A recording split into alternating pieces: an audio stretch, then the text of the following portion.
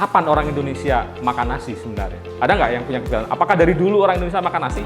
Kita ini bukan hanya apa yang kita makan gitu, tapi apa yang dimakan leluhur kita, karena itu yang membentuk kita sebenarnya.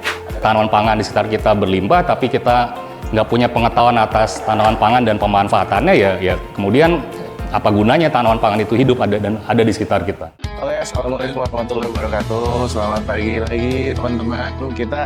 Sebelum kita beraksi ya, mungkin ada bagusnya kita mengayakan dulu nih, mengkondisikan dulu nih apa yang akan kita lakukan gitu. Karena yang kita lakukan sebetulnya cukup simpel ya, jalan-jalan di kampung gitu kan, jalan di gang. Kemudian kita nanti akan meramban, tapi ada baiknya ketika kita mengetahui why it is probably important gitu ya. Dan seperti tadi Uci udah bilang, judul kegiatan kita menciptakan oase pangan gitu ya. Oase itu kan seolah-olah kota ini seperti gurun gitu ya, yang tidak menyimpan apa istilahnya sumber daya yang cukup gitu buat kita masyarakat kota untuk bisa mandiri atau berdaulat secara pangan gitu. Padahal oase-oase itu ada. Oase itu kan diibaratkan air gitu di tengah gurun gitu, dan harapannya nih dengan kita berkumpul hari ini kita bisa lebih termotivasi ya untuk menciptakan oase-oase pangan itu di rumah kita masing-masing gitu, di lingkungan terkecil kita masing-masing. Dan mungkin next sedikit ini bisa di-skip kayaknya, Ci. Di-skip. Oke. Mungkin tadi Uci udah sempat jelasin, aku sedikit perkenalkan lagi gitu ya. Misi kita sebetulnya tadi mengajak kita sendiri belajar sih, aku sendiri personally belajar banyak, makanya mengundang banyak kolaborator gitu, terkait isu-isu keberlanjutan gitu ya, yang dekat sama kita, rumah kita masing-masing, khususnya kita masyarakat urban kalau di sini. Jadi harapannya tadi kita baik secara individu atau secara organisasi atau komunitas, ya kan teman-teman juga ada yang dari komunitas, dan kita sendiri sebetulnya semacam komunitas kecil ya, yang pelan-pelan nanti akan kita coba jaga gitu.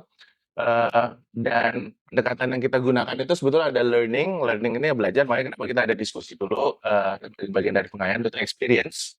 Ya kan katanya kalau kalau kita belajar baca katanya lupa ya, tapi kalau melakukan itu akan lebih gitu. Sambil Pak dosen ada Pak dosen itu peneliti.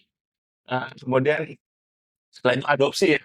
Nah ini lagi mengadopsi nih Mbak Nana kan, mengadopsi ubi cerembu gitu ya. Oh, sih. Oh sendiri jadi senang, mulai senang gitu makan sumber karbo yang non nasi itu sudah mulai pelan-pelan mengadopsi.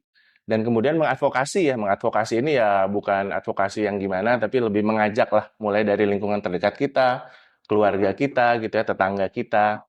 Makanya Bu Endang tuh mungkin ya yang dengan tetangga-tetangganya itu udah lama menjadi advokat mungkin ya untuk di Sukma Jaya gitu. Jadi harapannya itu learning value chain-nya mulai dari kita belajar, mengalami, kemudian kita mengadopsi dan kita menyebarluaskan. Harapannya itu. Next slide. Oke, ini kayaknya di-skip aja, Ci. Nah, jadi sedikit teman-teman, sebelumnya kita mungkin nggak fokus atau jadi expert di salah satu bidang karena kita ingin jadi enabler tadi. Jadi enabler, urusan keberlanjutan ini nggak bisa dikerjain sendiri gitu ya, karena isunya terlalu luas gitu, kompleksnya. Yang penting bagaimana aktor yang sebetulnya sudah sangat banyak di Indonesia ini bisa kemudian bersinergi lah satu sama lain. Makanya banyak banget ya kita kolaboratornya hari ini gitu ya. Selain Harta Kampung Kota Kita, Lab Tanya, Nusantara Food Biodiversity, ada Eating juga ya, kemudian juga ada Rasa Nusantara, dan ada Studio Dapur bahkan ya. Nanti beberapa perlengkapan untuk menyajikan makanan itu di-support juga oleh teman-teman dari Studio Dapur. Nah, kita ada 10 aspek teman-teman di Sbumi. Yang pertama itu food ya, kemudian ada air, water, kemudian apalagi shelter ya, waste, energy, biodiversity, transportation, air atau udara, kemudian fashion juga, dan mindfulness. Jadi memang kita melihat kalau masyarakat baik urban ataupun yang non urban sebetulnya ya 10 aspek inilah yang paling banyak mungkin menguras sumber daya yang kemudian memberikan tekanan kepada bumi kita gitu ya. Sehingga kalau kita bisa, nggak harus 10-10-nya, tapi semua orang pasti oh aku seneng sama makanan nih, kenapa kita nggak mulai dari situ gitu. Kalau makanan kayaknya aku belum bisa deh ninggalin yang yang aku belum bisa makan gembili atau ubi gitu misalnya, ya udah mungkin dari aspek lain, mungkin dari fashion gitu ya. Jadi intinya sih kita membuka jalan gitu sehingga nanti teman-teman bisa memilih sendiri ingin masuk dari aspek yang mana gitu ketika ingin eh, memberikan dampak yang lebih baik lah gitu atau mengurangi dampaknya justru kepada bumi gitu ya. Eh, Next slide, Ci. Nah, dan ini juga sebetulnya core foundation-nya kita berangkat sebetulnya mulai dari mindfulness teman-teman kalau di Sebumi. Karena kalau kita nggak berangkat dari kesadaran kita bahwa untuk bumi itu pasti akan sulit gitu ya, akan terasa berat gitu, akan terasa berat. Tapi ketika kita sudah memiliki kesadaran itu, harapannya bisa lebih mudah gitu. Ada 10 aspek tadi sebetulnya bisa dibagi, yang 3 pertama itu life essentials. Ini yang sehari-hari lah, kita dari kecil mungkin udah sering sandang, pangan, papan gitu ya.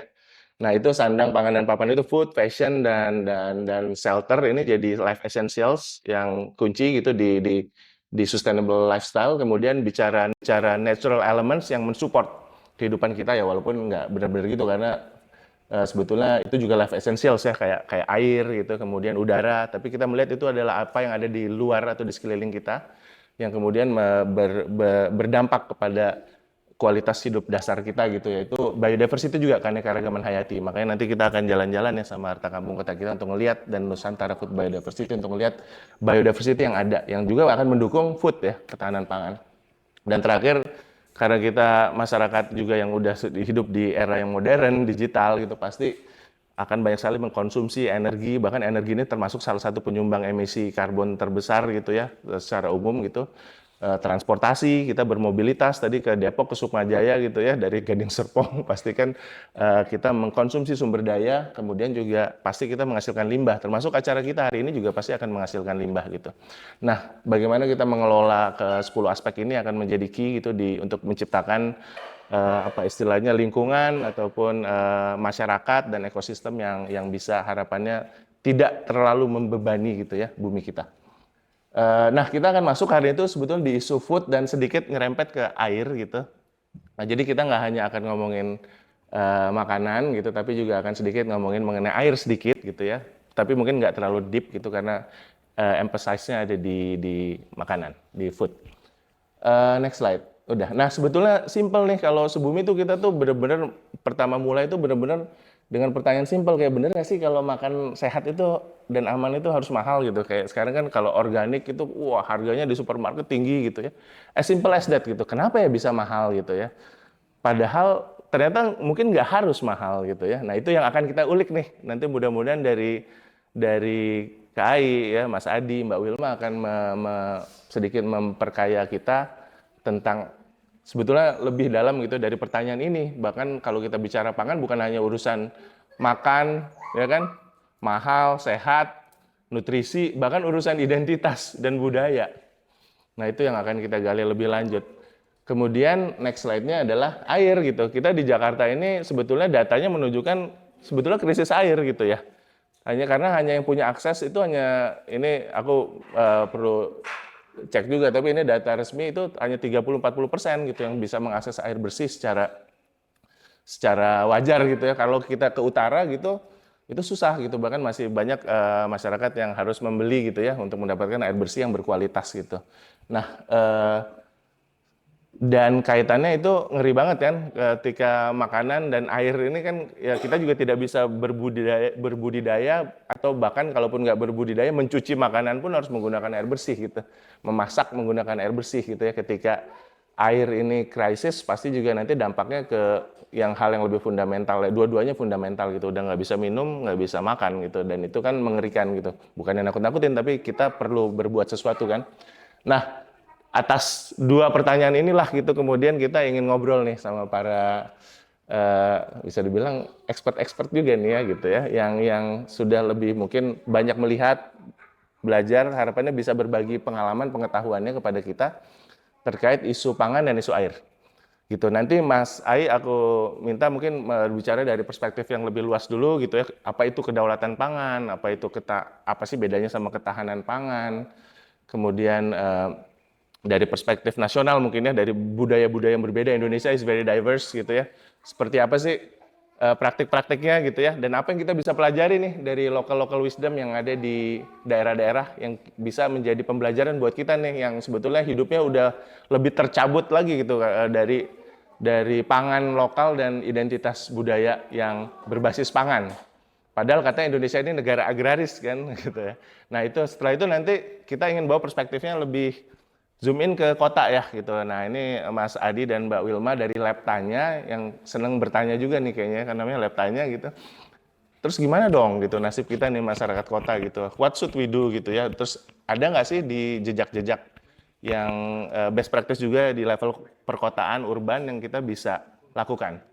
Kurang lebih diskusi kita itu aja. Udah aku simpulkan jadi aku nggak usah nanya-nanya lagi sebetulnya. Bukan menyimpulkan, udah aku summary gitu apa yang ingin dicari, digali dari diskusi kita pagi ini. Jadi nanti langsung aja, aku nggak akan nanya-nanya lagi, Mas Ai dulu ya, nanti akan memaparkan sekitar 20 menit mungkin. Setelah itu Mas Adi dan Mbak Wilma, waktunya sama. Setelah itu nanti kita diskusi sedikit. Tapi nanti kalau jadinya diskusinya panjang dan kita agak kepanasan pas jalan-jalan, ya udahlah ya demi ilmu ya, demi pembelajaran. Karena tadi kita pengen apa jalan dulu, diskusi dulu, tapi secara struktur sih baiknya kita berdiskusi dulu gitu sebelum kita bergerak. Oke, langsung aja. Aku persilakan Mas Ai, tepuk tangan dong buat Mas Ai nih. Aku harusnya perkenalan, nggak usah. Silakan perkenalkan diri aja Mas Ai, langsung sama Nusantara Food Biodiversity-nya, silakan. Oke, makasih. Saya di mana nih? Gak enak. Sini aja, Kai. Ambil ngobrol aja ya. Ya, perkenalkan saya Ahmad Arif ya. Tadi Aik sebenarnya lebih sering dipanggil. Saya sebenarnya jurnalis. Dulu pernah belajar tentang teknologi pangan di UGM, tapi tidak selesai karena saya sakit, tidak tahan praktikum kimia. Kemudian saya pindah mencari jurusan yang tidak ada pangan, tidak ada praktikum kimianya. Kemudian saya pindah jadi arsitek. Jauh ya. Tapi ternyata setelah selesai, kemudian saya kembali lagi ke pangan. Jadi saya akan cerita aja sebenarnya, nanti saya akan ngajak teman-teman jalan-jalan. Lanjut, boleh? Saya ingin memulai dengan pertanyaan. Hari ini makan apa selain makan ubi? Ada yang sudah makan nggak tadi? Gorengan. Belum sarapan ya? Gorengan nih? Udah jeruk nipis ya? Hebat. Tapi bener tuh, jeruk nipis saya dulu pernah sakit mah. Sembuh dengan minum jeruk nipis sebelum makan pagi-pagi dan madu gitu anget. Nah, siapa yang tiap hari makan nasi? Aman ya? Semuanya ya? Semuanya makan nasi ya? Ada yang sudah mulai mengurangi nasi nggak? Nah, kenapa alasannya kenapa? Karena memang jauh banget signifikan nih abis intermittent fasting. Yang kalau misalnya makan nasi itu begah dan langsung naik asam lambung. Ternyata ngurangi nasi. Alasan kesehatan ya, berarti ya. Mas Angga juga? Kesehatan juga. Kesehatan juga? Apa? Diabetes dan seterusnya? Udah, kayak beratnya lumayan aja. Beratnya. Ada banyak orang yang mengurangi nasi ketika sudah diabetes dan macam-macam yang lainnya. Jadi kesadaran kesehatan rata-rata ya. Sebenarnya pernah nggak kita kepikiran kapan kita sebenarnya setiap hari mulai makan nasi? Dari kecil. Dari kecil. Ada nggak yang punya pengalaman di sini waktu kecilnya tidak hanya makan nasi? Dari Gunung Kidul tadi Bu Endang? Makan beragam kan? Di sana kan mayoritas dulu kan tiwul ya, Mas. Tiwul. Ya. Nasi itu kalau zaman saya masih kecil dulu, yang istilahnya PNS itu kan dapat jatah Ya, nasi itu. betul. Dari pemerintahnya malah. Pemerintah ini emang. Iya. Makan nasi.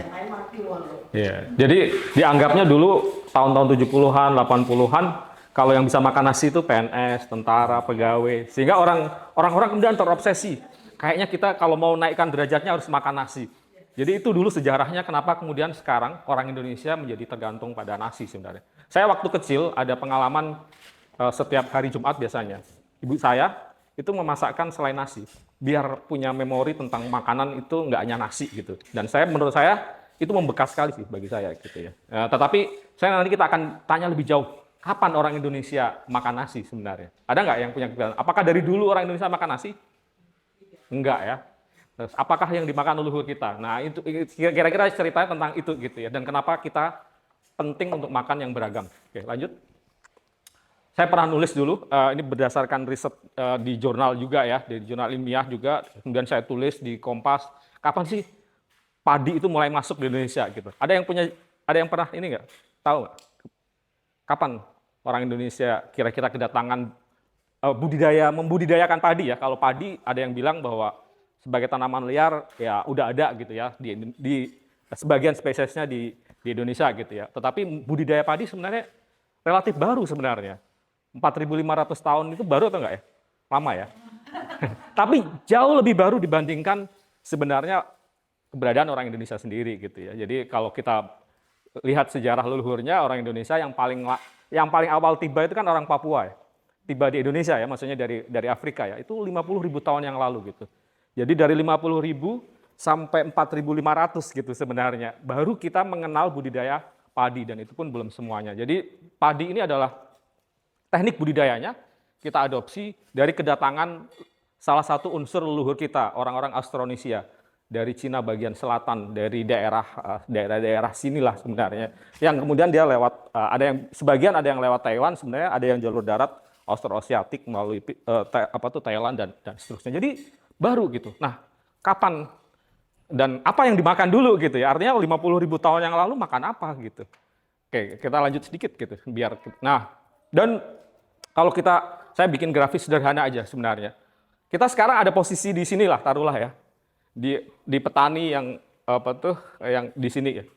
Bayangin 2 juta tahun yang lalu gitu. Leluhur kita itu makannya apa gitu. Kalau kita mulai dari Homo sapien aja. Homo sapien itu leluhur manusia modern kita gitu ya. Itu kan taruhlah sekitar 200-an ribu tahun yang lalu gitu. Dulu kita sekarang di sini nih, jauh banget nih. Orang baru mulai revolusi hijau, produksi padi, produksi tanaman berlebih itu baru 80-100 tahun yang lalu ya, 80 tahun yang lalu. Orang baru membudidayakan tanaman itu baru sekitar 10.000 tahun yang lalu. Di era ini orang ngapain makannya? Kebanyakan sebenarnya hanya berburu dan meramban tadi salah satunya sebenarnya. Mengumpulkan dari binatang liar dan tanaman berburu. Ini sebagian masih ada di Indonesia. Saya ke Kalimantan, di Punan ya, Punan Kalimantan Timur, itu masih ada masyarakat yang hidup di hutan Kalimantan, mungkin tadi yang dari Kalimantan ya, di daerah Kalimantan Utara sana, Punan Batu, yang dia hidup berpindah-pindah di hutan gitu. Saya waktu itu mengikuti perjalanan mereka dan mereka masih berburu meramu.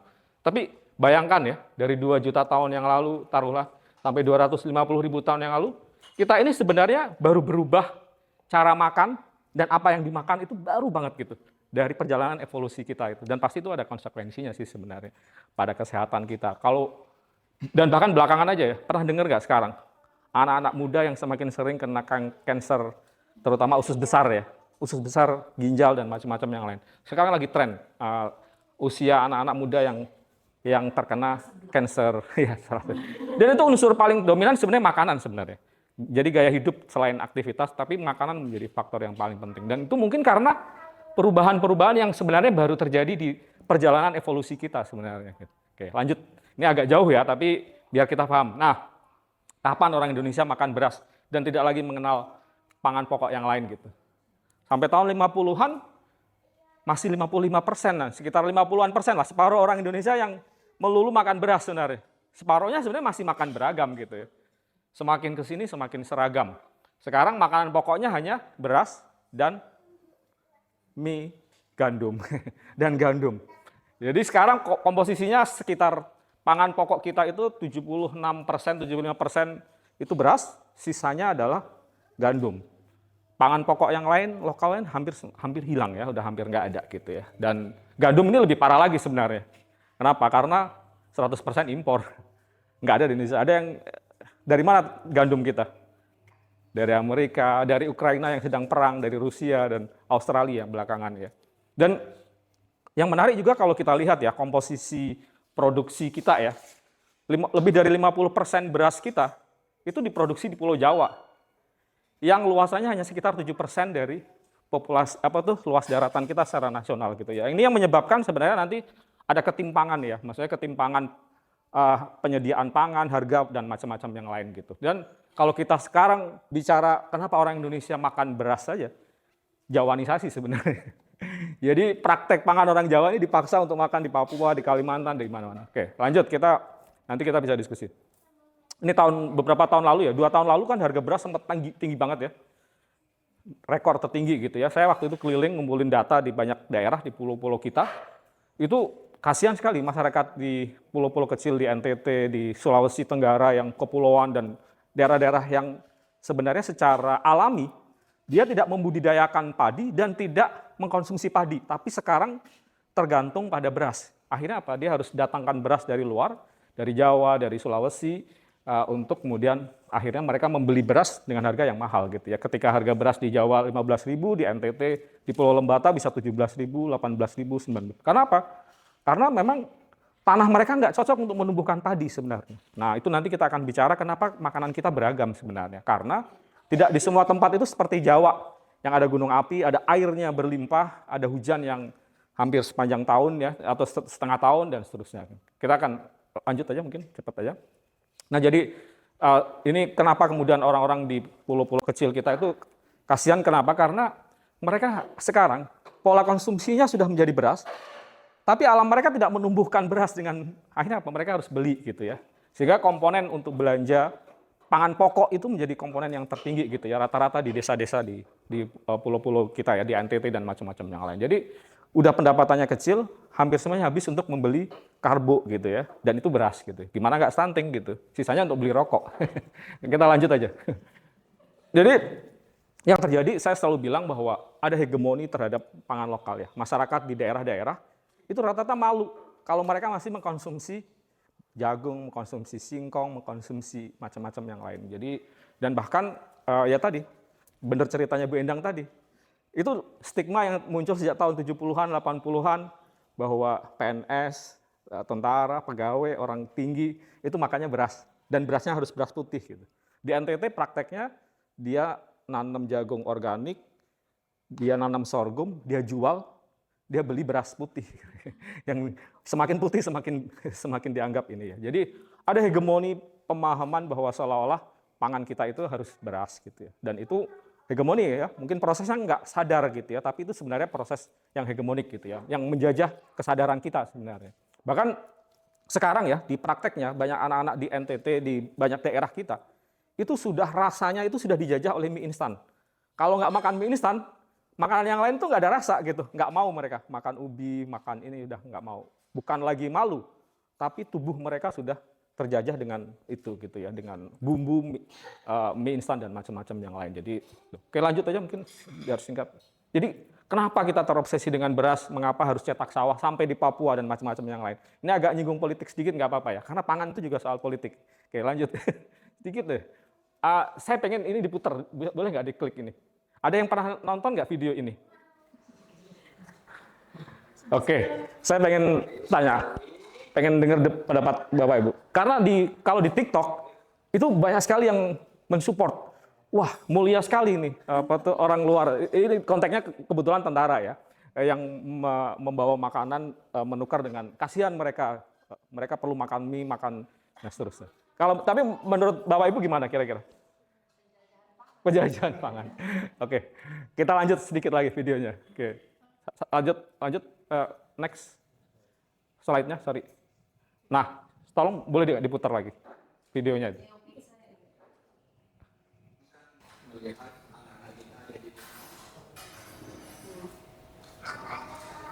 Udah kedengeran ya? Iya.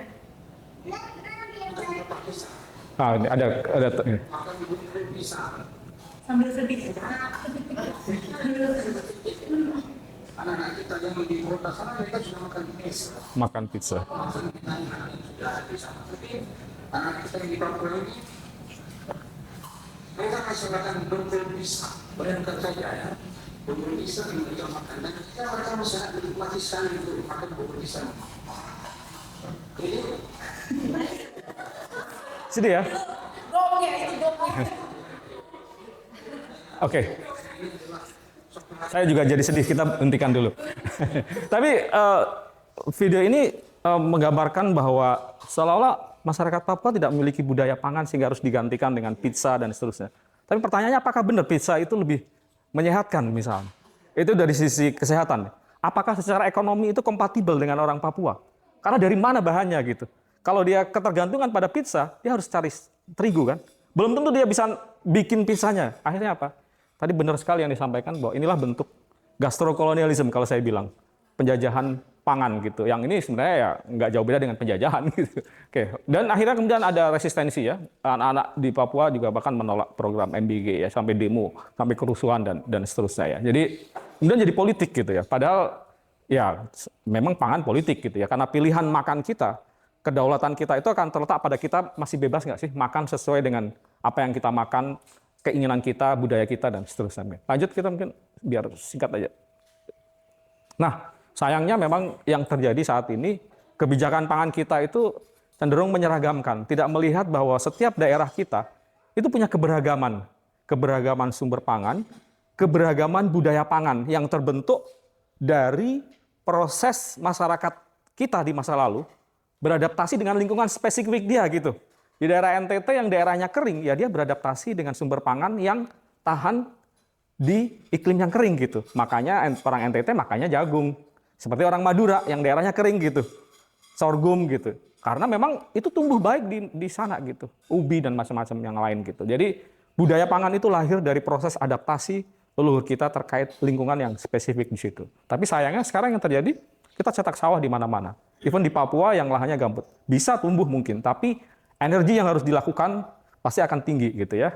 Dia harus konversi lahan gambut, dia harus mengubah landscape dan yang paling nggak diperhatikan adalah budayanya tadi gitu. Masyarakat Papua yang 50.000 tahun yang lalu beradaptasi dengan lingkungan itu sudah melahirkan budaya pangan yang spesifik sebenarnya. Tiba-tiba diganti suruh nanam padi, setengah mati itu. Hampir semua cetak sawah di Papua itu yang melakukannya siapa kira-kira? Orang Jawa, transmigran, orang Sulawesi, orang macam-macamnya. Akhirnya apa? Orang Papuanya tersingkir. Gitu. Jadi makanya sekali lagi yang terjadi adalah kita Jawanisasi dan itu gastrokolonialisme itu terjadi di situ. Oke lanjut aja. Nanti kita diskusi ya. Mungkin lanjut aja. Jadi Food Estate ini program yang sama berulang-ulang sejak zaman Orde Baru dulu ya. Terutama imajinasinya bahwa orang Indonesia harus makan beras. Kalau nggak makan beras derajatnya kurang dan seterusnya. Tapi konsekuensinya saya banyak melakukan studi lapangan, peliputan terkait sama konsekuensi dari perubahan pola makan yang dipaksakan tadi gitu ya. Saya ambil kasus di Merauke itu akhirnya yang terjadi adalah semakin dalam krisis kesehatannya, semakin dalam ketergantungan ekonominya gitu. Akhirnya yang terjadi orang Papua lokal sekarang harus beli beras, harus beli mie instan dengan menjual sumber daya yang ada di mereka gitu. Dia habis berburu, dapat rusa, dapat babi, dia jual dagingnya, dibawa pulang hanya tinggal kulit dan tulang. Dagingnya untuk apa? Untuk beli beras dan mie instan buat anak-anaknya gitu. Akhirnya ya semakin parah kesehatannya. Lanjut, mungkin. Jadi data-datanya juga menunjukkan bahwa ini saya melakukan studi di 4 kampung ya. Saya membandingkan yang satu transmigran, yang satu orang lokal gitu ya. Datanya menunjukkan bahwa ya semakin jauh kesenjangannya gitu. Orang lokalnya semakin jauh pas masalah kesehatannya, orang transmigrannya ya dia ya survive ya dia ya. Dan seterusnya. Oke, lanjut aja. Kita nanti diskusi gitu. Ini boleh diklip putar sedikit videonya. Kamu setiap hari minum di koran tuh setiap hari. Kalau ada kata kalau punya uang enggak?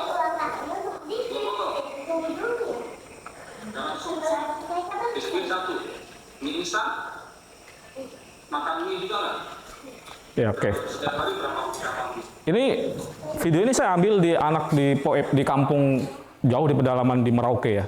Harus terbang ke Jayapura, ke Merauke, lalu jalan darat itu seharian gitu ya. Di ujung kampung mereka sudah ketergantungan pada minuman berpemanis, mie instan dan seterusnya gitu ya.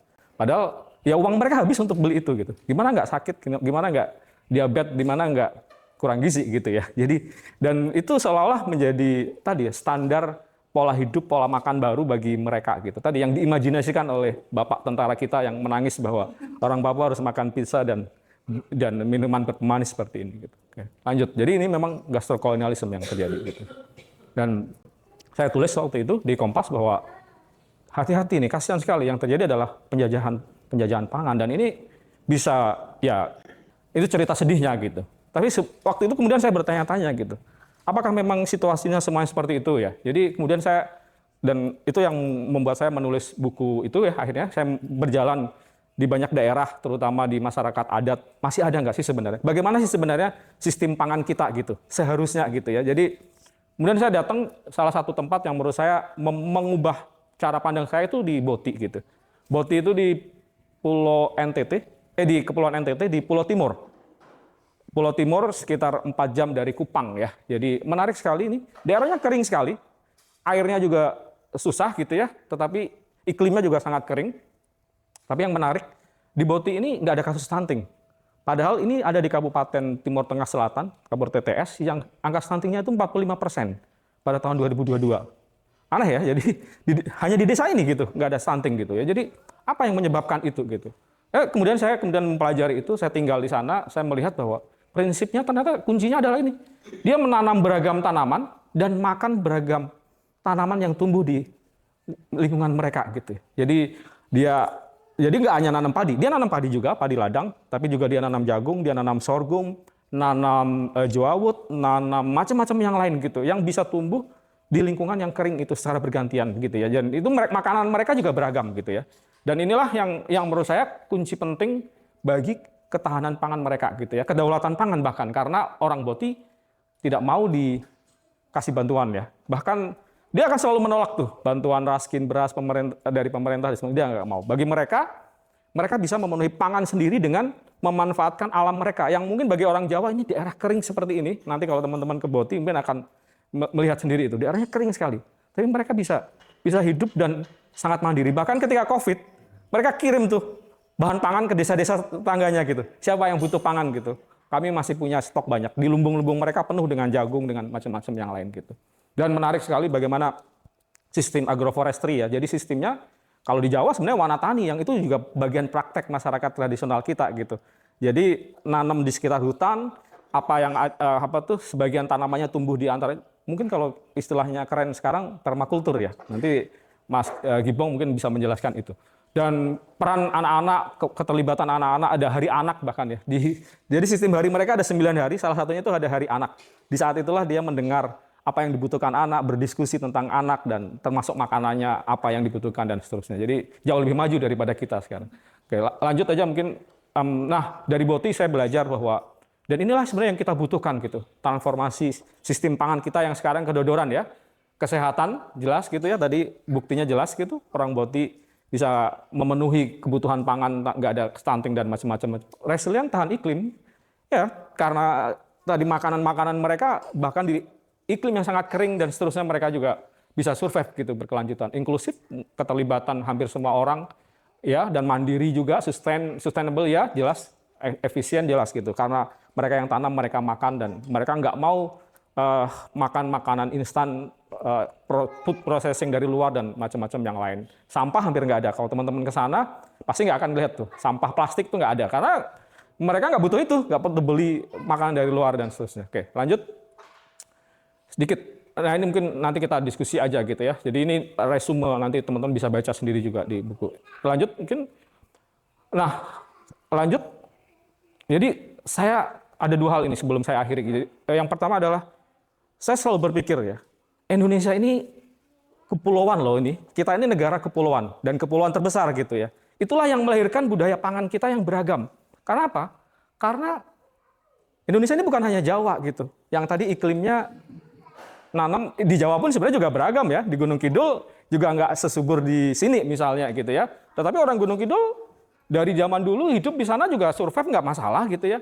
Tetapi kuncinya adalah menurut saya sistem pangan kita itu harus didasarkan pada 2 hal. Keberagaman sumber pangan kita gitu, yang sangat beragam. Yang ini harusnya menjadi dasar bagi orang Indonesia harus makan beragam. Jangan lagi berimajinasi swasembada beras gitu. Kalau mau swasembada ya swasembada pangan gitu. Yang itu mungkin orang Papua ya bisa swasembada dengan sagu, orang NTT dengan jagung, dengan sorghum dan macam-macam yang lain gitu. Orang Jawa bolehlah kalau mau makan beras, kalau mau diabetes gitu ya. Tapi saya nggak mau bilang bahwa beras itu jelek ya. Tetapi kuncinya adalah makan itu beragam, dan jangan memaksakan kultur dan lingkungan yang memang tidak cocok untuk itu untuk kemudian dipaksa dengan beras gitu. Nah, prinsip yang kedua adalah Oke, lanjut mungkin Pak. Keberagaman budaya gitu. Perhatikan bahwa kita ini bukan hanya apa yang kita makan gitu, tapi apa yang dimakan leluhur kita, karena itu yang membentuk kita sebenarnya. Membentuk sistem kepercayaan dan bahkan membentuk adaptasi tubuh kita gitu. Di banyak kasus di Papua, ketika mereka baru bertransisi dari yang sebelumnya makan yang beragam tadi, kemudian menjadi makan beras saja, itu angka penurunan kesehatannya signifikan. Diabetesnya meningkat signifikan, jantung dan macam-macam yang lain tuh meningkat secara signifikan. Karena tubuh mereka memang dari dulunya tidak disiapkan untuk beradaptasi dengan makan yang tinggi karbohidrat sederhana seperti beras yang putih yang sudah diseleb gitu. Tapi tubuh mereka, ada beberapa riset teman-teman genetik dulu lembaga Ekman, tubuh mereka itu sebenarnya lebih adaptif dan lebih efisien dalam mengolah protein dibandingkan karbohidrat kompleks. Kalaupun karbohidratnya karbohidrat kompleks. Sagu, ubi-ubian, dan macam-macam yang lain. Dan itu biasanya hanya jadi pendamping. Orang Papua itu lebih banyak makan protein sebenarnya. Dari hewan buruan, dari ikan, dan macam-macam yang lain. Tapi kemudian, tiba-tiba mereka dipaksa lebih banyak makan karbohidrat, yang karbohidrat pun karbohidrat sederhana ya. Mie dan macam-macam yang lain. Akhirnya yang terjadi adalah penurunan kesehatan. Jadi beban kesehatan mereka menjadi lebih besar, karena tubuh mereka nggak bisa lagi beradaptasi dengan itu.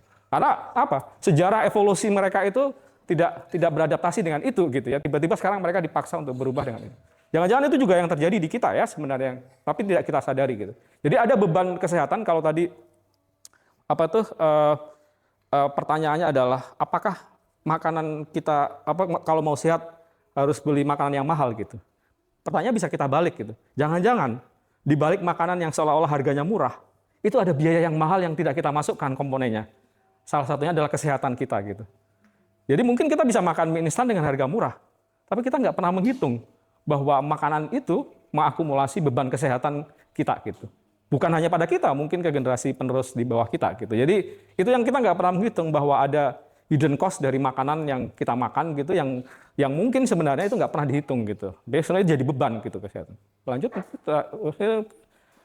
kita lanjut aja, nanti kita bisa diskusi apa yang bisa kita lakukan. Lanjut, saya ingin menunjukin solusinya, diantaranya adalah kembalilah ke ragam pangan lokal kita gitu ya. Jadi saya selalu hitung-hitungan sederhananya gini lah.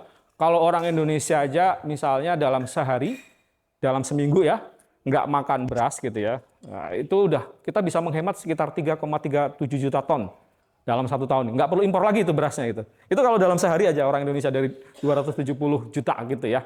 Gampangnya seperti itu. Dan ini makanan ini semuanya dulu menjadi bagian dari budaya pangan masyarakat kita gitu. Ada nggak yang pernah makan? Nanti kita akan makan ini nanti, jagung bose, walaupun variasinya agak beda.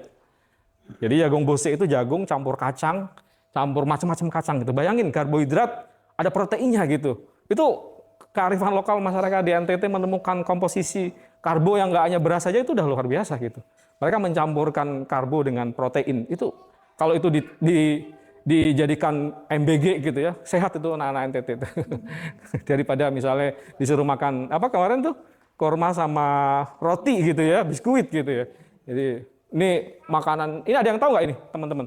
Ini di mana nih? Nggak ada berasnya nih. Ini makanan sehari-harinya adalah pisang, ubi, ini sagu lempeng. Kira-kira di mana tuh? Maluku. Ini Ternate. Ini kapurung. Ada yang pernah makan kapurung? Enak ya? Di Sulawesi. Ini sorghum. Ini ada yang tahu nih. Kalau yang tahu ini hebat nih. Bukan, ini gadung. Orang Jawa bilang gadung kan? Kalau orang di Pulau Muna namanya kolope. Dia jadi makanan pokok, bukan digoreng. Kalau sekarang kita hanya taunya digoreng kan? Keripik gitu. Tapi dia jadi makanan pokok seperti beras, mengganti beras gitu. Dia beracun tapi bisa dihilangkan racunnya.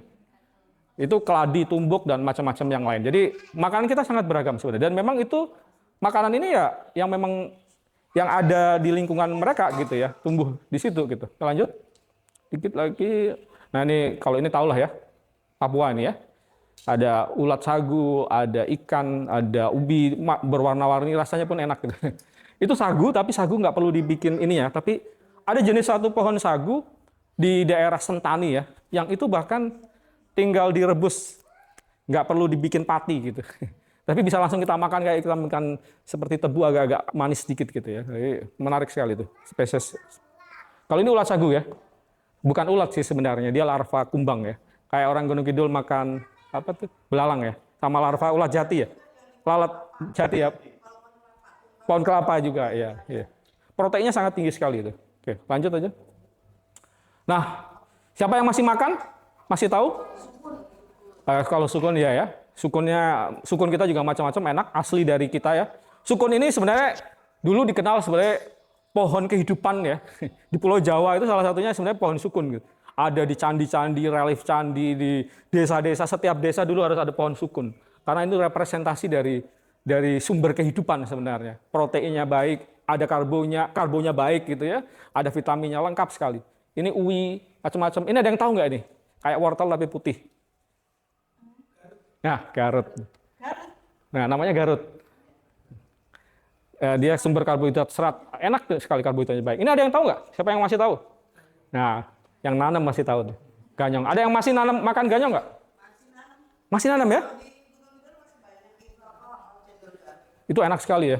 Yang ganyong masih nanam? Masih. Ada gembili dan macam-macam yang lain ya. Ada singkong dan macam-macam yang lain. Oke. Terakhir saya mau nunjukin apa yang bisa kita lakukan. Ini next saja. Kita lihat. Nah ini tadi di Boti. Saya oke, lanjut aja. Boti nggak usah diputar filmnya. Nanti kalau mau nonton boleh. Tapi saya mau promo nih. Saya mau jalan ke Boti sama Kak Iben. Siapa tahu nanti ada yang mau. Nanti nanya sama Kak Iben. Lanjut.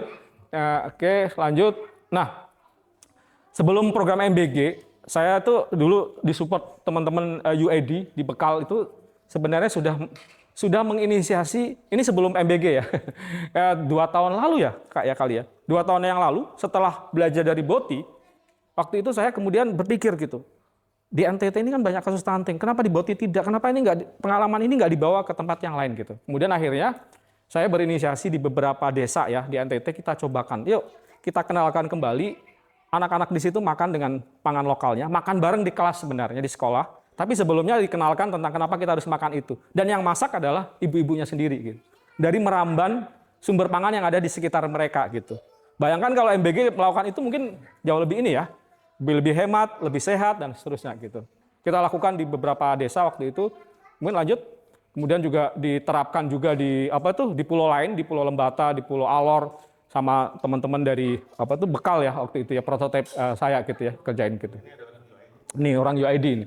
Nah, kenapa penting yang masak ibu-ibunya? Ya karena kita ingin bahwasanya makan itu ya memang disiapkan sendiri oleh mereka. Jangan sampai hanya makan di sekolah MBG disediakan, pulang lagi ke rumah makannya nggak sehat lagi gitu. Jadi sebelum masak bareng itu kita diskusi kenapa kita harus menyiapkan makanan sendiri untuk anak-anak kita dan sebenarnya bahan bakunya ada di sekitar kita dan seterusnya gitu. Jadi diskusi dulu sama ibu-ibunya dan berapa banyak beban ekonomi mereka dengan membeli makanan yang dari luar tadi gitu. Jadi uangnya dipakai untuk yang lain gitu dan kemudian ibu-ibunya masak, lalu kemudian anak-anaknya sebelum makan kita ajari dulu gitu. Ada buku, kita bikin buku kecil, buku ajar kenapa kita harus makan itu dan kenapa tidak makan yang lain dan seterusnya gitu ya. Jadi sebelum makan ya harus dengan kesadaran dulu gitu ya. Nah itulah sebenarnya harusnya filosofi yang dipakai oleh teman-teman di IBG harusnya. Jadi jangan hanya ngasih makan yang entah makanannya dari luar gitu. Akhirnya keracunan kan. Oke lanjut aja. Nah ini beberapa ininya kita bikin di Pulau Alor yang ini terakhir waktu itu sebenarnya teman-teman dari Dirjen Kebudayaan juga sempat datang tuh. Sayang kemudian ganti lagi ya. Oke lanjut aja. Oke. Nah belakangan kemarin sama teman-teman di Labuan Bajo, saya sama anak-anak muda di situ juga kita ingin mengenalkan kembali gitu. Karena bahkan di NTT anak-anak mudanya udah nggak lagi makan itu gitu ya, udah jarang gitu ya. Sekarang kita ajak lagi gitu. Coba lomba masak makanan dari bahan-bahan lokal mereka non beras gitu ya. Kemudian kita diskusi dan seterusnya gitu ya. Oke, lanjut. Nah, yang terakhir Nusantara Food Biodiversity gitu. Tadi teman-teman di grup sudah dikenalkan gitu ya, ada web. Jadi saya kemudian setelah jalan sudah keliling melihat persoalan, akhirnya kepikiran gitu. Makanan-makanan kita ini sebentar lagi akan punah gitu. Nggak akan, anak-anak muda nggak lagi mengenali. Yang dulu bisa dimakan oleh orang tuanya, sekarang kita abaikan gitu. Siapa lagi yang masih mengenal? Nanti Mas Adi dan Bu Wilma akan menunjukkan bahwa di sekitar sini begitu banyak makanan gitu. Nah, datanya kita harapkan bisa dimasukkan di sini gitu. Bahkan nanti teman-teman kalau balik di kampungnya masing-masing, di desa masing-masing, saya harapkan jadi kontributor juga. Nanti akan mengisi apa yang dimakan setiap hari, apa yang ada masih di situ. Dan di sini web ini sebenarnya salah satu tujuannya adalah saya pengen anak-anak muda terutama ya, itu juga bertanya sama orang tuanya.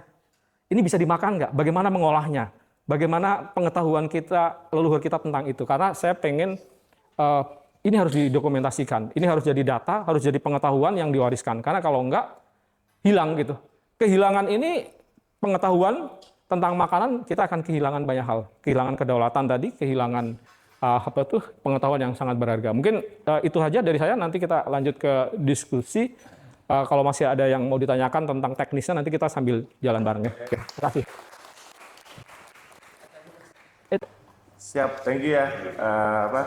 Kai itu sudah mencerahkan kita tentang ya sepertinya aman-aman aja, tapi sebetulnya di belakang itu ya sebetulnya ada apa ya istilahnya isu yang lebih besar ya, seperti tadi ya penjajahan perut kita gitu ya, dan juga bagaimana sih solusinya seperti tadi udah disebutkan juga oleh KAI ya.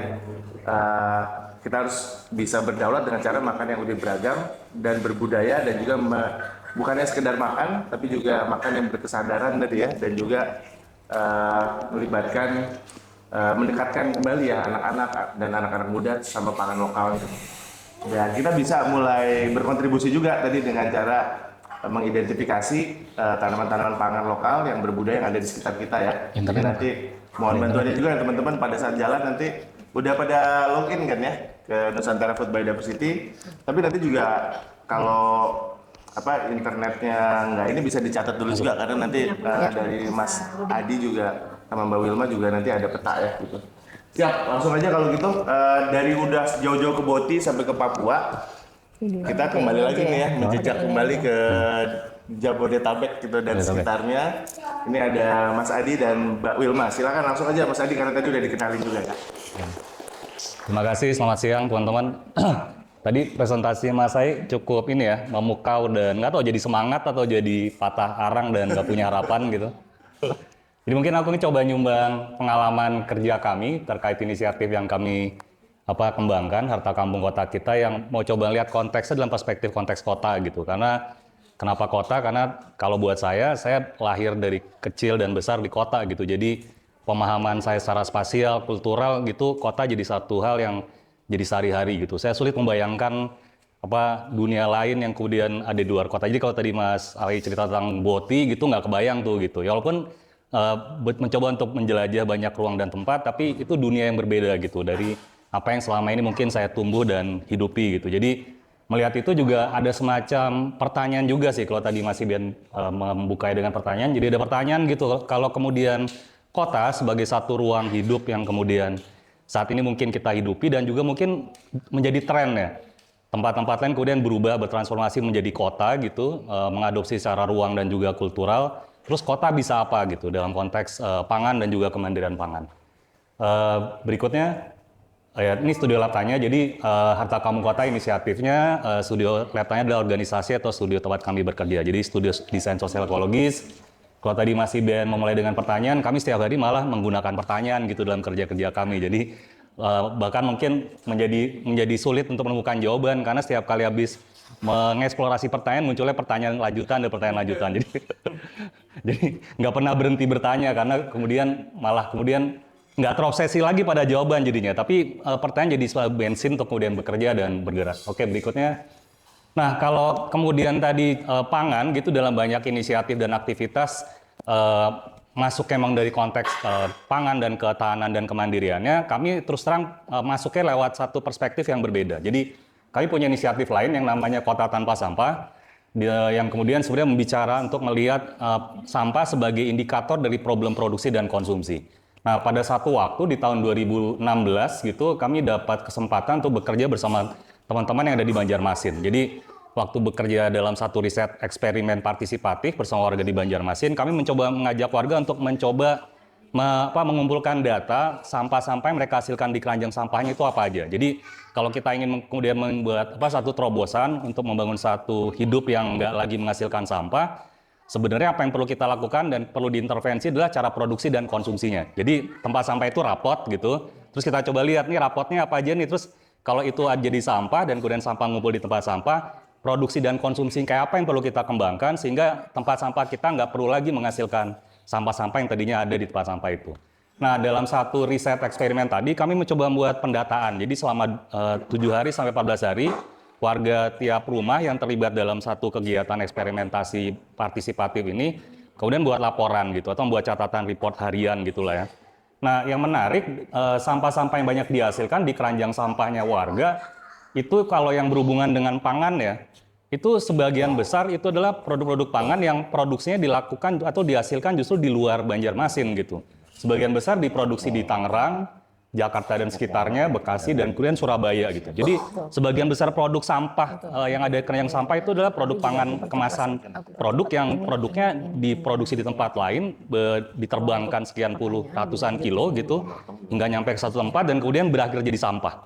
Nah, di situ kami kemudian menjadi tertarik gitu secara kemudian selain ngembangin metode dan pendekatan terkait problem sampah, kami jadi tertarik untuk melihat pangan sebagai satu isu krusial lainnya gitu. Jadi kami melihat jadinya lucu ya, sampah juga menandakan seberapa komunitas marga berdaya atau tidak berdaya gitu atas kebutuhan pangan dan produksi dan konsumsinya. Jadi bahkan untuk teman-teman yang ada di Banjarmasin saat itu, ya mereka nggak punya gitu otoritas atau kekuasaan atau kuasa yang cukup untuk menentukan apa yang mereka bisa makan, yang kemudian dengan kuasa yang cukup itu kemudian nggak menghasilkan sampah lagi di keranjang sampah. Jadi ini kemudian kalau tadi dalam bahasa yang lebih grandenya jadi gastrokolonial ya, karena ada intensi khusus gitu untuk kemudian membentuk perilaku konsumsi yang ada di satu komunitas atau individu. Nah, kemudian kami mencoba untuk mendalami isu pangan dalam perspektif tadi. Jadi kalau kemudian kendali atas pangan kita tingkatkan, kita punya kuasa lebih atas apa yang kita produksi dan kita makan, mestinya sampah nggak jadi isu. Jadi pendekatannya begitu. Jadi sampah mestinya nggak lagi jadi isu kalau kemudian kapasitas produksi dan konsumsi kita atas apa yang kita konsumsi kemudian kita tingkatkan. Nah itu tadi kan Mas Ai juga cerita di Boti jadinya nggak ada sampah gitu. Dan itu membuktikan gitu kalau kemudian satu komunitas membangun daya yang cukup untuk menentukan apa-apa yang mereka konsumsi dan produksi, mestinya sampah bukan lagi di isu seperti hari ini. Nah itu yang kemudian kami berikutnya, kami coba kembangkan satu ya mungkin framework gitu ya tentang inisiatif Harta Kampung Kota ini, Harta Kampung Kota kita. Jadi ada 3 sebenarnya komponen utama dalam kerja-kerja Harta Kampung Kota kita. Yang pertama kalau bicara tentang ya goalnya mungkin mau berkontribusi ya terhadap pembentukan sistem dan kultur pangan lokal yang sehat dan bergizi gitu. Khususnya dalam konteks perkotaan. Jadi ada 3 komponen sebenarnya kami coba pahami, ya, kalau dalam konteks pertanyaan coba kami tanya gitu untuk kemudian membangun satu struktur pemahaman dan juga mungkin konsep-konsep yang bisa dikembangkan. Yang pertama tentang ketersediaan sumber pangannya sendiri gitu. Jadi kalau mau bicara tadi mandiri produksi konsumsi, kalau ketersediaan sumbernya juga nggak tahu atau nggak ada, kemudian nanti berkorelasi dengan nggak tahu gitu, dan kemudian itu nggak jadi hidup dan kemudian tumbuh di sekitar kita, ya kemudian jadi masalah gitu terhadap apa yang mau kita kembangkan. Kemampuan produksi dan konsumsi. Jadi dia bicara tentang ketersediaan itu ada 2 aspek utama. Yang pertama bicara tentang biodiversitas, keragaman, karena tadi Mas saya juga cerita secara konsep ya keanekaragaman jadi penting gitu karena tipologi geografisnya juga menghendaki bahwa segala sesuatu jadi beragam. Tapi dalam konteks ekosistem dan keberlangsungan ekosistem ya keberagaman juga jadi faktor kunci juga gitu. Bagaimana kemudian sumber-sumber pangan bisa hidup saling berdampingan dan saling mendukung satu sama lain. Terus kemudian ruang sosial dan juga ekologis. Di mana ketersediaan pangan itu ada, dia juga membutuhkan ruang gitu. Nah, ruang dalam konteks perkotaan dia nggak cuma bicara dia nggak steril gitu. Di dalam konteks ruang ya dia punya banyak konteks dan kepentingan dan juga perebutan di atasnya gitu. Jadi kenapa kemudian sosial menjadi satu critical aspek dari tentang pemaknaan ruang dan juga bagaimana kita memfungsikan atau mengaktifasi suatu ruang. Selain juga mungkin fungsi ekologis dari ruang tersebut. Terus yang kemudian kedua ya pengetahuan dan keterampilan. Kalau sumber pangannya tersedia, tapi pengetahuan dan keterampilan untuk merawat, mengolah, atau memanfaatkannya juga nggak tersedia, ya kemudian dia nggak jadi satu bagian yang kemudian terus berkembang dan hidup gitu. Jadi kayak tadi cerita ada tanaman pangan di sekitar kita berlimpah, tapi kita nggak punya pengetahuan atas tanaman pangan dan pemanfaatannya, ya kemudian apa gunanya tanaman pangan itu hidup ada di sekitar kita. Nah, jadi dalam pengetahuan keterampilan ada aspek pengarawatan, pengelolaan sumber pangan, ada produksi, pengolahan, dan produk pangan. Nah, yang ketiga nih bukan paling, tapi sesuatu yang juga penting ya, selain dua aspek pertama dan kedua. Karena di aspek ketiga nih, dimensi sistem dan strukturnya memungkinkan untuk terjadi. Jadi kami melihatnya dalam perspektif relasi.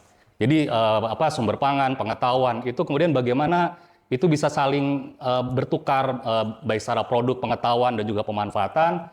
Dan kemudian bagaimana pertukaran produk dan pengetahuan itu kemudian menjadi satu model tata kelola gitu. Jadi tata kelola ini kemudian kami melihatnya dalam tata kelola relasi interaksi, baik itu sosial dan ekologis yang dalam pengertian banyak orang dan ini mungkin bisa dilihat dalam konteks model ekonomi gitu ya. Jadi model ekonomi bukan hanya dalam pengertian model ekonomi uang gitu, yang transaksional, tapi ekonomi menggambarkan satu model tata kelola gitu, tata kelola relasi dan tata kelola interaksi. Baik itu tata kelola relasi sosialnya maupun ekologinya gitu. Nah, jadi nanti pertanyaan Mas Iben yang juga jadi pertanyaan banyak orang juga, apakah pangan lokal murah dan mahal? Kita mungkin punya pembayangan berbeda dan pemaknaan berbeda gitu. Kalau melihatnya dalam konteks tadi tata kelola relasi dan interaksi ya. Jadi ya ini jadi penting, ini jadi ujian ini atau jadi sesuatu yang fundamental gitu. Jadi mahal atau murah itu relatif gitu lah. Atau dalam perspektif Mas Ai tadi, kalau kemudian ada beban-beban eksternal seperti misalnya kesehatan lingkungan atau kesehatan diri kemudian nggak dihitung dalam produk-produk pangan yang kemudian dikembangkan, ya itu mungkin juga jadi penting untuk melihat ulang apa itu mahal, apa itu murah. Tapi mungkin dalam pengertian kami nggak ngelihatnya dalam konteks uang semata, tapi dalam pengertian interaksi dan relasi macam apa yang mau dikembangkan sehingga model dan struktur ini bisa bekerja dan bisa ikut terus menyokong. Nah, terus berikutnya, karena dimulai dengan pertanyaan, tadi kami mencoba berpikir ya, kira-kira apa yang bisa dipakai karena model kami kan riset dan eksperimen partisipatif. Jadi kami selalu menempatkan publik atau komunitas warga tuh jadi bagian dalam kerja-kerja produksi pengetahuan dan juga kami nyebutnya produksi imajinasi kolektif ya. Jadi kalau ini cuma jadi kegelisahan pribadi, terus terang akan sulit gitu untuk mendorongnya jadi satu hal yang bisa meluas dan menjadi satu prospek akan terjadinya perubahan struktur atau sistem gitu. Jadi sejak awal kami mendedikasikan kerja-kerja kami ya menempatkan pertanyaan-pertanyaan yang ada dalam dimensi partisipatif gitu. Jadi bisa nggak ya ini dikerjain bareng-bareng, bisa nggak ini jadi pertanyaan bersama, dan bisa nggak ya ini jadi satu eksperimen bersama begitu. Nah, cuma untuk bisa jadi pertanyaan bersama dan eksperimen bersama, dia harusnya juga mampu menggugah dan membuka ruang yang cukup besar, banyak orang terlibat dan bisa masuk gitu. Jadi kalau pertanyaannya terlalu filosofis dan terlalu rumit, mungkin nggak semua orang bisa dan mampu gitu. Setidaknya mampu dalam pengertian di awal proses untuk bisa mencerna dan bisa ikut terlibat. Nah, jadi waktu itu kami melihat satu kesempatan sebenarnya. Jadi satu kesempatan di mana di satu komunitas yang kami dampingi terkait isu tentang sampah di satu kampung di pinggiran Bintaro Jaya. Jadi Bintaro Jaya itu kan satu klaster kawasan pengembang yang dikelola pengembang. Itu masih ada tuh kampung-kampung yang masih nyempil sisa-sisa di sekitar pagar-pagar pemberantasnya pengembang ya.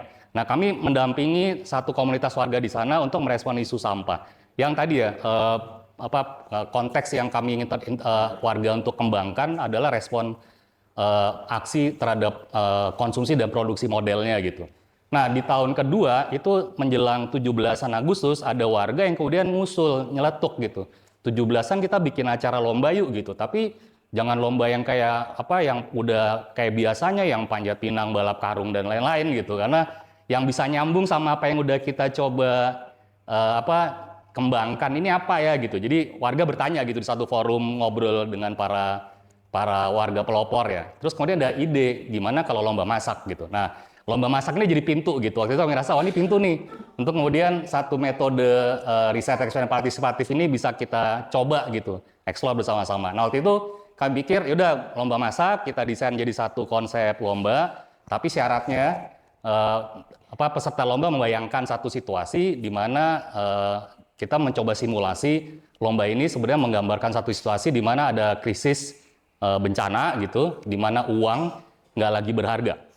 Jadi uang nggak mampu untuk menukar kebutuhan-kebutuhan yang kemudian bisa kita konversi jadi satu produk pangan gitu. Nah, kira-kira kita masak dan makan apa? Wah, protes warga.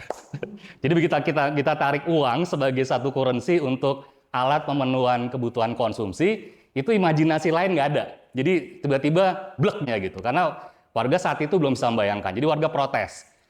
Mana bisa gitu lomba masak, karena mungkin warga udah kebayang ya masakan yang resep andalan dan lain-lain. Terus kemudian begitu dibilang nggak pakai duit, terus lah ini hampir semuanya aku mesti beli nih gitu bahannya gitu. Terus warga protes lah. Nah di tengah protes itu kemudian kami merasa perlu ngajak warga untuk memberi jarak gitu ya, karena mungkin warga udah hidup di ruang hidup itu udah begitu dekat gitu, jadi mereka nggak ngelihat gitu ada banyak potensi yang sebenarnya bisa jadi prospek gitu dalam merespon tantangan lomba masak ini gitu. Sementara kami mungkin baru 2 tahun, matanya masih fresh gitu lah ya, ngelihat ini itu masih norak gitu, wih ada ini, wih ada itu gitu, jadi masih norak dan lain-lain. Jadi waktu itu akhirnya kami minta warga, oke, kita cari waktu, kita keliling kampung. Kita keliling kampung, kira-kira kita akan nemuin apa gitu. Nah singkatnya begitu. Jadi berikutnya, oke ini mungkin mau kasih gambaran sedikit. Ada 7 komunitas warga yang selama ini udah terlibat dalam kerja-kerja kami. Jadi ragam pengalaman dan eksperimentasinya juga beragam ya. Tapi ada beberapa yang udah cukup panjang gitu. Ada beberapa mungkin baru secuplik. Kayak mungkin teman-teman di sini Bu Endang dan Sendalu mungkin baru sangat secuplik ya, karena baru 150 meter kita jalan ya, terus balik lagi gitu. Tapi yang lain mungkin udah punya pengalaman yang lebih banyak dan punya prospek juga untuk kembangkan lebih jauh. Terus next. Nah ini yang kemudian kami kembangkan jadi satu metode lainnya, yang mungkin teman-teman akan lakukan hari ini, itu peta rambanan. Jadi kami ajak warga di kampung Pondok Jaya tadi, di Bintaro Jaya tadi, untuk keliling kampung dan memetakan ragam tanaman pangan yang hidup di sekitar mereka gitu. Jadi kami ajak keliling setengah hari, bahkan itu waktu setengah hari ya. Waktu itu kami ditemani teman-teman mahasiswa dari UPH yang jadi kolaborator kerja riset eksperimentasi ini. Terus kita keliling kampung gitu selama 3-4 jam gitulah setengah hari.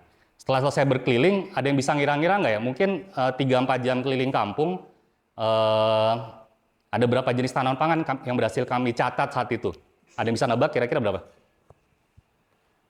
Di kampung di samping komplek Bintaro Jaya, kebayang ya mudah-mudahan ya, Bintaro Jaya kayak apa ya, itu kampung yang ada di sekitar situ. Kira-kira berapa? Ada berapa jenis ragam tanaman pangan? 30? Hah? Wah ini optimis nih 100, 30. Yang lain, mau coba lelang lebih rendah, lebih tinggi ya, 1, 2, 3, 40 ya? Oke. Saat itu ditemukan sekitar 78.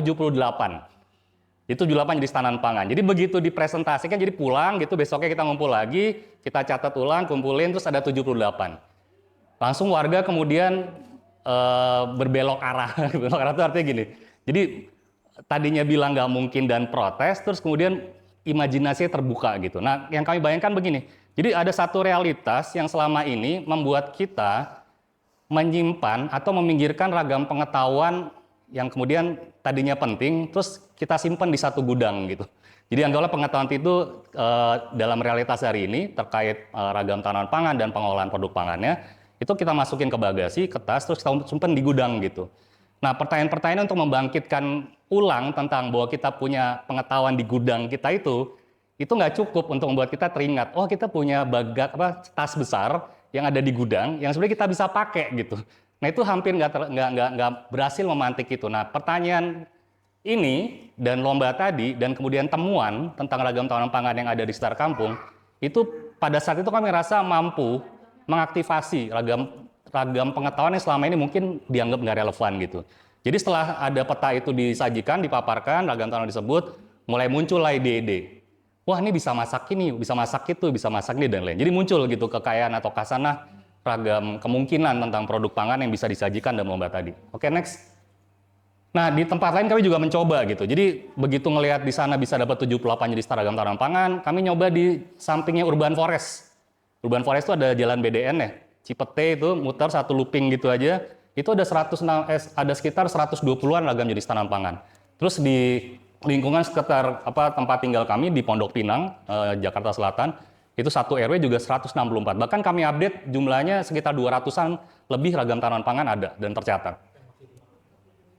Nah, kalau dimakan sehari-hari itu isu lain ya. Jadi karena ruangnya ini masih dalam proses transisi gitu untuk menjadi, jadi apa yang masih dimakan itu juga relatif tadi karena dominan kulturnya masih dominan kultur pangan yang ada hari ini. Jadi ini masih dianggap sebagai sesuatu yang realitas alternatif gitu lah ya. Nah, tapi setidaknya dengan ini kita bisa membuka kemungkinan adanya realitas alternatif, ada pemahaman terhadap realitas alternatifnya, dan punya jembatan yang bisa dibangun. Jadi itu yang kami pikir jadi prospek pentingnya. Yang selama ini mungkin orang nggak kebayang, kota punya apa sih? Kota kan pusatnya segala krisis gitu. Krisis moral sampai krisis lingkungan ada semua di kota gitu. Terus kita punya masa depan apa di kota gitu. Nah, lewat pertanyaan dan kemudian temuan-temuan awal ini, setidaknya kita bisa membangkitkan percakapan dan membangkitkan imajinasi baru dan juga mungkin kesempatan membangun jembatan-jembatan baru terhadap realitas alternatif yang kita mau capai, kita mau bangun.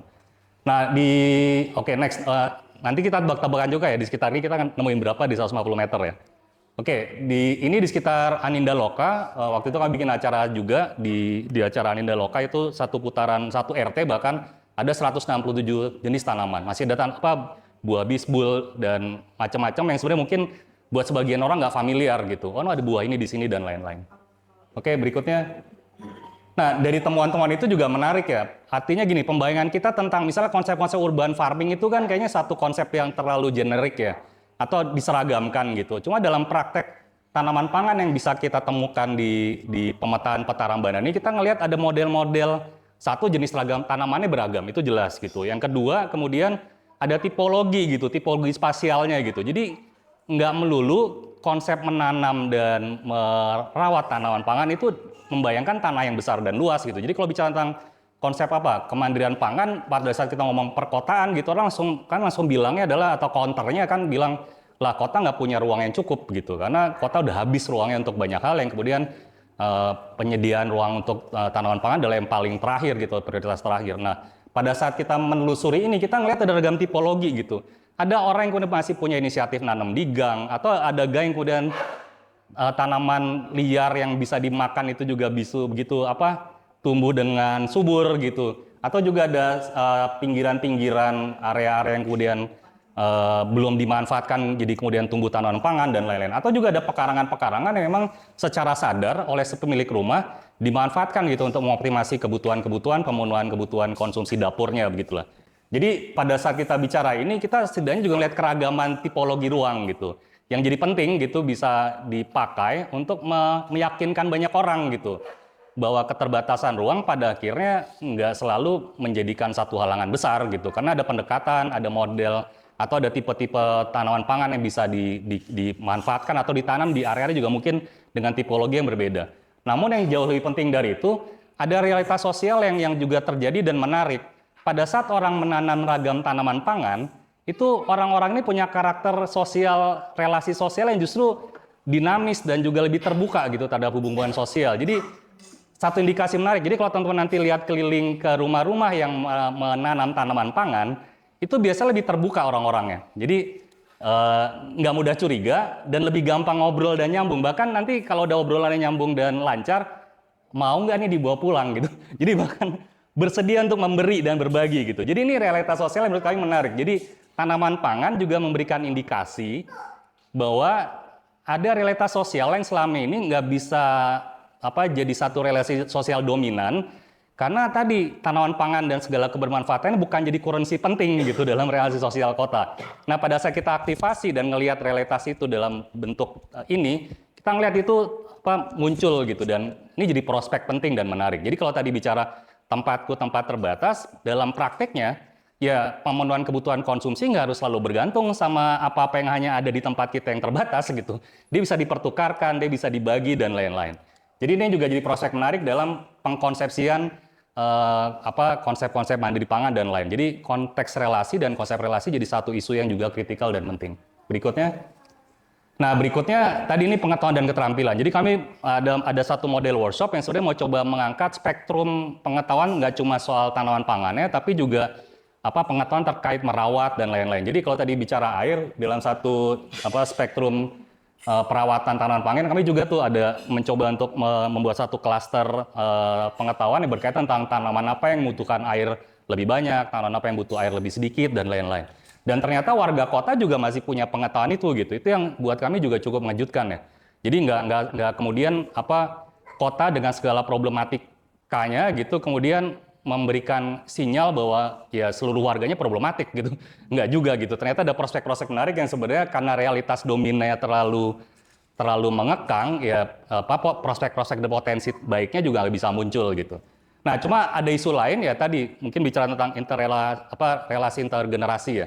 Jadi pengetahuan ini juga berhenti di generasi tertentu gitu, yang kemudian dia nggak tertransfer dengan mudah dan mulus dalam satu proses struktur budaya ke generasi berikutnya gitu. Jadi penting ya dalam tahap-tahap awal kerja-kerja pembentukan realitas baru ini ya kerja-kerja interrelasi generasi juga jadi penting ya.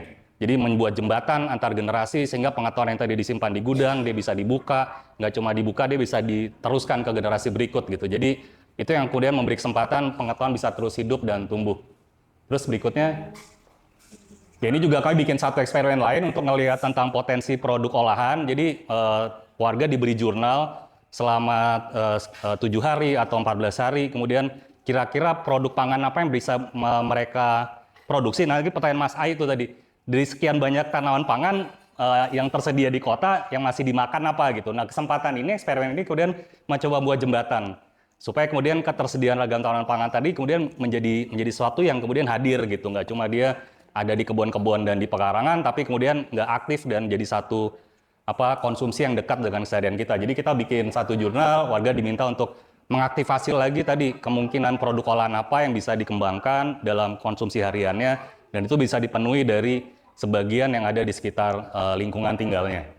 Nah ini ada beberapa nih, karena waktu itu kerja bareng juga sama teman-teman di Glasgow, Skotlandia. Jadi kami bahkan bikin satu webinar, resepnya kami kirim ke sana, teman-teman di Glasgow dicoba menginterpretasi gitu. Interpretasi dalam pengertian ya bumbunya dicocok-cocokin aja sama yang ada di sana ya gitu. Jadi tapi kemudian secara konsep, rasa kami coba memberi deskripsi tentang produk pangannya seperti apa. Kemudian kalau ini kemudian ditransfer gitu ke UK gitu yang ribuan mil jauhnya, kira-kira bisa jadi produk pangan apa yang kemudian mencoba menginterpretasi ulang gitu rasa dan kemudian cerita narasi di balik produk pangan yang diciptakan di satu kampung di Jakarta Selatan. Jadi warga yang kemudian punya produk olahan resep-resep masakan yang kemudian dikonsumsinya pada 7 hari itu ya mempresentasikan gitu. Ini tanamannya cerita apa, pangannya seperti apa dan lain. Ya menarik kemudian pada saat ada ini yang paling kanan nih, ini bahasanya jadi keren ya. Padahal ini pecak terong, terus ini urap cakra cikri gitu. Ada yang familiar cakra cikri nggak? Daun cakra cikri ya. Nah, urap cakra cikri ini waktu kemudian diproduksi ulang di Scotland, warnanya nggak semerah ini gitu. Jadi waktu kami tanya atau nggak seoranye itu, kira-kira kenapa? Ada yang tahu nggak? Kenapa di sini warnanya bisa seoranye ini, terus di sana warnanya putih gitu. Mereka nemuin kelapa gitu, tapi jadi putih gitu. Cabe. Mereka bilang kami nggak berani makan cabe katanya. Jadi warnanya jadi putih gitu. Jadi menarik juga ada satu translasi ya dari satu ini menyesuaikan dengan mungkin konteks kultural yang ada di satu tempat. Oke, berikutnya. Nah, ini salah satu contoh tadi lomba masaknya. Lomba masak itu kemudian kami beri judul khusus pada saat kami modul ini kami coba di tempat lain, berburu dan meramu. Jadi mau coba mundur jauh ke masa-masa purba mungkin, karena mungkin purba itu jadi sesuatu yang konotasinya negatif, tapi penting juga untuk kemudian mendekatkan. Jadi kalau bicara from farm to table itu kan sudah memperpendek proses ya. Dan juga prosesnya juga kami mau coba untuk perpendek dari tangan ke mulut gitu. Jadi proses itu yang kemudian kalau bisa diperpendek sehingga rantai pangan yang kemudian kompleks itu mungkin tanda petik, karena ada juga menyebutnya rantai pangan yang ada ini sebenarnya bukan rantai pangan yang kompleks, itu tuh pseudo kompleks gitu. Karena kompleks itu kompleks yang kemudian buat sesuatunya segalanya jadi nggak sustainable gitu. Misal dari konteks kompleks keberagaman gitu. Ada yang menyebut, aku nggak tahu, ada riset-riset lain mungkin bisa menguatkan ya. Jadi dari ratusan ribu jenis tanaman pangan yang ada di dunia, kita hanya menggunakan 17-20-nya saja untuk pemenuhan 90% industri pangan yang ada secara global. Jadi bayangin, ratusan ribu jenis ragam tanaman, 17-20-nya dipakai untuk 90% produksi pangan global, industri pangan global. Yang artinya, ada sekian ratus ribu itu yang beresiko hilang dan punah. Karena ya nggak dipakai gitu dalam kepentingan ekonomi pangan global gitu. Nah ini yang kemudian jadi penting mendekatkan, artinya sumber pangannya dekat, terus praktek pangan produksi dan konsumsi dekat, terus bisa jadi apa? Nah ini kemudian salah satu contoh ya. Jadi contohnya ada tumis kulit singkong gitu. Tumis kulit singkong pernah nyoba nggak sih? Tumis kulit singkong. Ya, itu enak banget ternyata. Kayak daging. Rasanya kayak kalau teman-teman mungkin vegan dan mau pengganti daging ya itu salah satu yang penting layak dicoba. Jadi kan pernah bikin showcasing ini juga di Parara, Festival Parara di 2018 atau 17, itu ludes aja gitu. Orang mencoba dan habis begitu saja gitu dengan waktu yang sangat singkat gitu. Dan lain-lain. Jadi ini jadi satu penjelasan. Dan waktu lomba masak tadi aku balik dikit ke Pondok Jaya, ya sampahnya nggak ada. Ya sampah ada mungkin cuma garam, sama minyak goreng. Minyak goreng. Karena warga nggak memproduksi minyak goreng. Ya mungkin belum mau coba kelapa ada gitu, mungkin cuma untuk memproduksi minyak kelapa mungkin prosesnya agak makan waktu gitu. Jadi mereka menggunakan minyak goreng mereka beli, terus garam mereka beli, dan mukus itu yang jadi sampah gitu. Jadi ya sampah memberi penguatan juga bahwa jarak kita terhadap sumber daya dan kemampuan untuk memproduksinya dia beresiko menghasilkan sampah begitulah. Nah terus juga pada saat dipresentasi juga ya kalau ngomong estetik ya estetik gitu. Dan bahkan sajian pangan ini kalau bisa dibilang ini bukan makanan murah dalam pengertian makanan yang murah gitu ya, bisa dibeli. Penyajian makanan ini kan banyak ditemukan justru di restoran-restoran fancy ya, atau restoran-restoran ya di hotel bintang dan lainnya, harganya mahal ya. Tapi di kampung ini waktu lomba dia diproduksi dengan hampir bisa bilang nol biaya gitu. Karena produksinya tadi sumbernya dekat, terus diproduksi di dapur sendiri, mungkin ya gasnya kalau dihitung itu gasnya atau si minyak sayurnya atau minyak gorengnya. Jadi kalau tadi bicara tentang murah mahal, kita jadi ngelihat ada satu pertanyaan tentang apa itu murah, apa itu mahal gitu. Selama sehari-hari warga kampung ini sebagian besar mengkonsumsi makanan tanda petik makanan murah ya, makanan instan dan lain-lain. Harganya murah gitu. Tapi begitu lomba yang kemudian mencoba membayangkan sistem produksi konsumsi yang nggak tergantung sama uang sebagai alat tukar, yang dihasilkan malah makanan mahal gitu. Jadi ada paradoks gitu tentang murah mahal, tentang uang dan lain-lain. Jadi penting untuk melihat kembali tentang kerja-kerja produksi dan konsumsi, bagaimana uang justru mengganggu pembayangan kita tentang kemungkinan-kemungkinan yang lain. Oke, berikutnya. Ya ini kemudian di satu RW kami rangkaiannya lebih panjang, kami bikin festival gitulah. Jadi kami bikin satu titik-titik di mana peta satu kampung itu penuh. Jadi membayangkan landscape satu kampung bukan lagi bangunan-bangunan yang kemudian berorientasi pada kepemilikan privat, tapi isinya tanaman-tanaman pangan. Jadi ada dimensi apa yang privat, kemudian kita coba, karena mungkin merombak sistem kepemilikan privat itu rumit kali ya.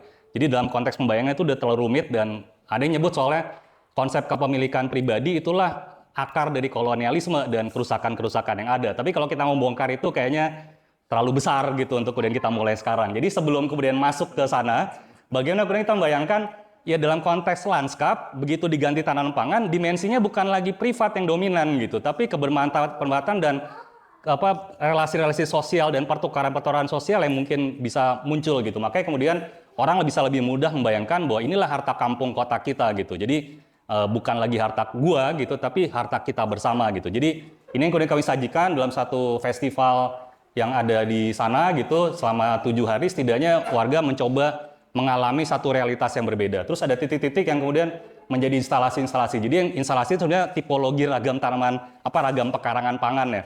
Jadi ada yang di samping pos kamling, ada yang di sisi sungai, ada yang di gang sempit depan rumah dan lain-lain. Jadi tipologi ini kami rayakan dalam instalasi-instalasi dan kami bikin acara walking tour gitu. Jadi tiap hari warga bisa ngikutin trek yang berbeda-beda gitu, mengunjungi satu tipe pekarangan pangan satu dan lainnya, yang di tiap tipe pekarangan pangan punya keragaman tanaman pangan dan juga punya cerita-cerita yang berbeda. Kurang lebih begitu. Berikutnya. Kebagusan. Ya mungkin ini penutup. Kalau belum follow, tolong silakan follow dan lain-lain. Dalam perspektif kerja-kerja, oh ya ini ada dokumentasi kegiatan kami. Nanti kalau mau sambil dilihat, monggo sambil diputar aja. Nanti sambil makan bisa dilihat-lihat. Jadi dalam perspektif yang coba kami kerjakan, kami mencoba untuk melihat ulang relasi sebagai satu kunci untuk membayangkan perubahan-perubahan yang bisa didorong lewat yang bisa ada dan hadir di kota kita. Jadi mungkin dalam kerangka demikian menjadi penting untuk relasi apa yang mau kita ciptakan dalam upaya-upaya yang mau kita lakukan gitu. Jadi mungkin inisiatifnya bisa kita lakukan individual lewat pribadi dan diri, tapi juga bisa saya membayangkan apa yang mau kita kerjakan lewat upaya-upaya yang datang dari diri dan individu itu, dia bisa berkontribusi apa dalam transformasi relasi kita dan sosial, kita dan diri kita juga gitu, dan kita ke lingkungan dan kelompok dan komunitas ke lingkungan. Jadi mungkin itu, terima kasih, selamat siang. Gimana makanan ininya? Pemikirannya sangat berat dan bergizi ya pagi ini. Kalau makan banyak biasanya ngantuk kan? Jadi kalau ada, ya ini. Tapi memang luar biasa sekali pembicaraan dari KAI dan Mas Adi. Mbak Wilma nanti pas sejalan ya kita ya. Jadi kayaknya udah nggak usah disimpulkan lagi ya teman-teman. Udah begitu banyak tadi serpihan-serpihan ide mutiara gitu dari KAI dan Mas Adi tadi.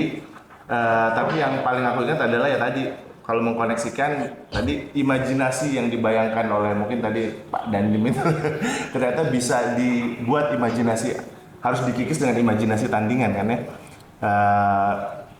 Dan realitas baru yang mau dibuat itu nggak akan bisa dibuat kalau kita tidak memiliki alternatif imajinasinya gitu. Dan diskusi kita sebetulnya untuk memantik imajinasi itu, dan nanti kita akan jalan dan masak langsung supaya lebih membumi gitu, supaya nanti imajinasi lebih kebayang seperti yang tadi Mas Adi bilang ya, untuk membuka gitu. Dan mudah-mudahan ini bisa jadi pintu masuk. Dan mungkin yang kata kunci keduanya dari pembicaraan Mas Adi ya, tadi kan Kai juga bicara bahwa pangan ini bukan urusan sekedar tadi murah, mahal gitu, atau sehat, tidak sehat, itu penting gitu ya, tapi juga sebetulnya tentang identitas dan budaya ya, dan relasi itu kan jadi penting ya. Budaya di kota yang sebetulnya sudah, ini kita amazing banget nih, ada bisa ketemu, kumpul, ini forum-forum yang di Jakarta sebetulnya mungkin ya nggak jadi luxury lah sebetulnya ya, walaupun sangat sederhana dan simpel gitu. Dan relasi ini yang mau kita bangun dengan mengembalikan kedaulatan pangan kita gitu ya.